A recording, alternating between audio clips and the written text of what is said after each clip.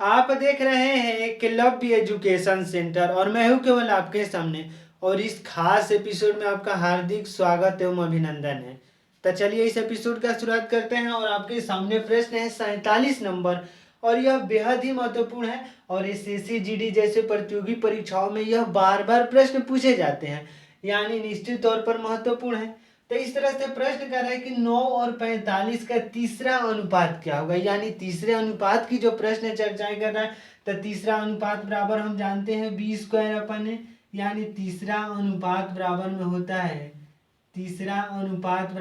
होता है B square upon ए। तो हम लिख चुके हैं बी स्क्वायर अपान में ए, यानी प्रश्न में ए का जो वैल्यू दिया है 9 और बी का वैल्यू दिया है 15, यानी सूत्र कह रहा है कि बी स्क्वायर अपन है, यानी 15 गुणे 15 कर सकते हैं और बाटा में कर सकते हैं हम 9, क्योंकि ए का वैल्यू 9 है। तो 15 का स्क्वायर अपान 9।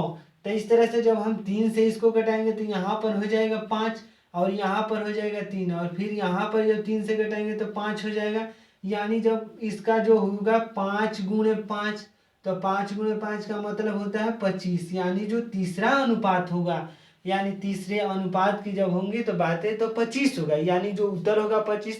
लेकिन जब प्रतियोगी परीक्षाओं में जब हम बैठते हैं, अगर मान लीजिए इस सूत्र को हम भूल गए, तो इस सूत्र को जब भूल जाएंगे तो एक नियम ऐसा भी है, जब चौथा समानुपात जब हम निकालते हैं उस नियम के माध्यम से भी निकाल सकते हैं, यानी 9:15 लिख सकते हैं और प्रोपोर्शन की साइन और यहाँ पर 15:x लिख सकते हैं। इस नियम को आप शायद ही समझ पा रहे होंगे।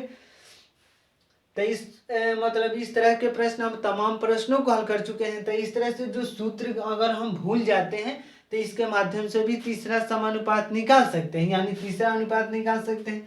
तो इसको लिख सकते हैं 9/15 और प्रोपोर्शन की साइन के जगह पर लिख सकते हैं बराबर, और बराबर में हो जाएगा 15/x, यानी 9x बराबर में हो जाएगा 15 गुणे 15।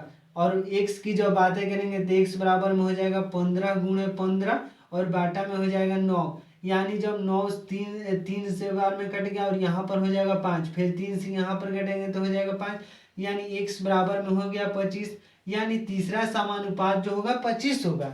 तो इस तरह से जब हम इस नियम को भी लगा देते हैं तो हमें निश्चित तौर पर उत्तर मिल जाता है। अगर हम आसानी से, मतलब तीसरा समानुपात का जो सूत्र होता है बी स्क्वायर अपान ए, इस सूत्र के माध्यम से हम आसानी से निकाल सकते हैं। लेकिन अगर सूत्र भूल जाते हैं तो इस वैकल्पिक जो नियम है, इस नियम के माध्यम से भी हम अपने प्रश्नों को हल कर सकते हैं।